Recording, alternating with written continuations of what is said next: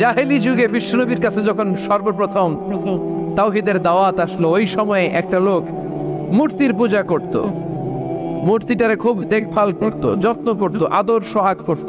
আর রাত্রিবেলা এটার সামনে মিষ্টি দই হালুয়া চিরা রাইখা কেঁদে কেঁদে মনের জ্বালার কথা মূর্তির কাছে কইত। সে ভাবতো এটাই আমার বড় খোদা। সে কি ভাবতো? এটাই আমার এটারে বললেই এটাই আমার বিপদ থেকে মুক্তি দিবে, আমাকে পরিত্রাণ দিবে, আমাকে সেভ করবে। এটা এভাবে সে আল্লাহকে বাদ দিয়ে মূর্তির ইবাদত করত, মূর্তিকে খুব যত্ন করত। একদিন কোনো এক কাজে মূর্তিটাকে রেখে এসে ঘরের বাইরে গেল, এক পাশে গেল। কাজ শেষে এসে দেখে তার এই মূর্তির গায়ে পানি। মূর্তিটাকে দেখতে মনে হচ্ছে যে কে যেন গোসল করায় গেছে, পানি। তো সে ভাবলো যেহেতু আমার খোদার গায়ে পানি, এটা নিশ্চয়ই ভালো পানি হবে। He thought it is the water of mercy and blessings. সে ভাবলো it could be the water of rahmah. এটা মনে হয় রহমতের পানি হবে, যেহেতু খোদার গায়ে পানি। তো রহমতের গায়ে পানি শুকিয়ে যাওয়ার আগে খেয়ে ফেলি, তাহলে সব রহমত ঢুকবে কই? পেটে। When he thought it is the water of rahmah, water of mercy and blessings, he started to suck it with his tongue. সে জিহ্বা দিয়ে চাটতে শুরু করছে, চেটে চেটে সব রহমত নিয়ে নিচ্ছে পেটে। When he started to suck it, he found the taste is little bit bitter. The taste is weird. জিহ্বা দিয়ে যখন চাটতে শুরু করছে, তখন সে পেল যে এটার স্বাদটা কেমন যেন কটা কটা লাগে, লবণাক্ত, একটু টক টক, হাজমুলার মতো লাগে। কিসের কিরে এরকম লাগে কেন? If it is the water of mercy, it should be sweeter. এটা যদি রহমতের পানি হয়, এটা সুইট হবে, মিষ্টি হবে। কি হবে? টক লাগে কেন? কটা লাগে কেন? ঘটনা কি? খুঁজতে লাগলো ডানে বাই, খুঁজতে খুঁজতে দেখে ঘরের পাশে দুইটা খ্যাকশিয়াল। অনেকে এই বর্ণনাটা দিতে যে কুকুরের কথা বলে, কিন্তু হাদিসে এসছে খ্যাকশিয়াল, সালাবা, দুইটা খ্যাকশিয়াল। দেখতো যে একটা খ্যাকশিয়াল এখনো পা উঁচু করে রাখছে, মাঝখান থেকে রহমতের পানি এখনো কিছু পড়ছে। Just dropping the water of Rahma, এখনো পড়তেছে টপ টপ। বোঝা যায় না? বোঝা যায়। টনক নড়েছে তার ঘুমন্ত বিবেক এবার জেগেছে।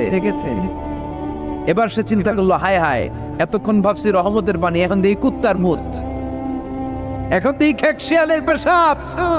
সর্বনাশ, কি করলাম এতটা বছর, এত টাকা, এত পয়সা, এত আদর সোহাগ যত্ন এটারে দিলাম, কি দিল তার বিনিময়ে সে আমাকে? যে একটা খ্যাকশিয়ালের পেশাব থেকে, কুকুরের পেশাব থেকে নিজের বাঁচাতে পারে না, সে জাহান্নামের আগুন থেকে কিয়ামতের দিন আমারে কেমনে বাঁচাবে? রাগের চোটে খোদারে ধরে দিছে আসার। খোদারে ধরে কি করছে? এক আসারে খোদার হাত পাও নাই, ভাঙ্গা খোদারে নিয়া দৌড়ে দৌড়ে বিশ্বনবীর কাছে এসেছে। এসে বলল, আব্দুল্লাহর বেটা মোহাম্মদ, এতদিন ভাবছি এটা খোদা, এখন দেখি হুদা। এটার পিছনে ঘুরছি, এটার কোনো পাওয়ার নাই, সব পাওয়ার আছে একজনের। চিল্লায় বলো, তিনি কে?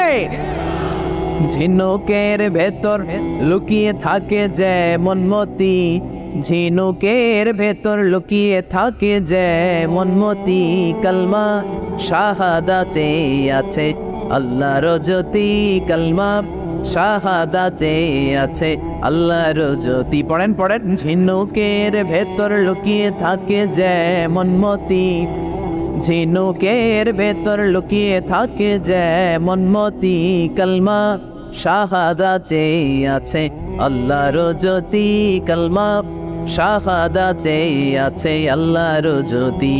সুবহানাল্লাহ পড়েন। এসে বলে, আব্দুল্লাহর বেটা মোহাম্মদ, ভাবছিলাম খোদা, এখন দেখি খুদা, আর এটারে ডাকতে চাই না, তুমি আমারে পড়ায় দাও লা ইলাহা মুহাম্মাদুর রাসূলুল্লাহ। কালিমা পড়ে মুসলমান হয়ে গিয়েছে। সুবহানাল্লাহ পড়েন। এজন্য এই সূরার একটা নাম হচ্ছে সূরাতুস সামাদ। তাহলে পাইলাম সূরাতুত তাওহীদ, পাইলাম সূরাতুল মারিফা, পাইলাম সূরাতুস। সুবহানাল্লাহ পড়েন। এই সূরাটা বিশ্বনবী সাল্লাল্লাহু আলাইহি ওয়াসাল্লাম প্রতিদিন ফজরের নামাজের সুন্নত যে 2 রাকাত, ফজরের সালাতের সুন্নত 2 রাকাত পড়ি না আমরা, এই সুন্নত 2 রাকাতে বিশ্বনবী পড়েন। মাগরিবের 2 রাকাত সুন্নতের মধ্যে এই সূরাটা পড়তেন। বেতেরের 3 রাকাতের শেষ রাকাতে বিশ্বনবী সূরাতুল ইখলাসটা পড়তেন। আবার তাওয়াফ করার পরে যারা হজ উমরা করছেন, তাওয়াফ করা লাগে না? কয়টা?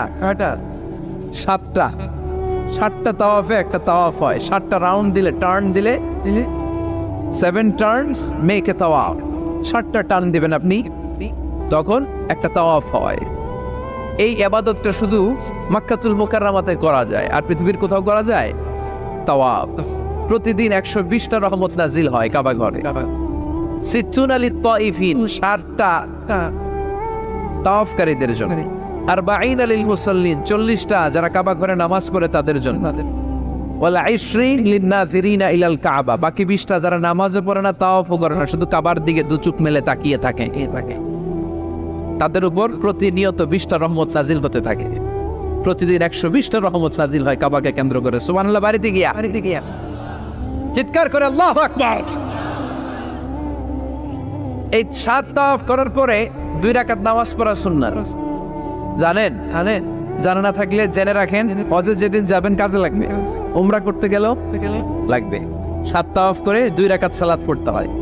এই 2 রাকাতের প্রথম রাকাতে বিষ্ণু পড়তেন সূরাতুল কাফিরুন, কুল ইয়া আইয়ুহাল লা আ'বুদু মা, আর দ্বিতীয় রাকাতে পড়তেন সূরাতুল ইখলাস।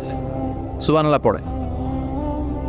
আবার বিশ্বনবী এই সূরাকে বলেছেন সুলুসুল কোরআন, কোরআনের 3 ভাগের 1 ভাগ।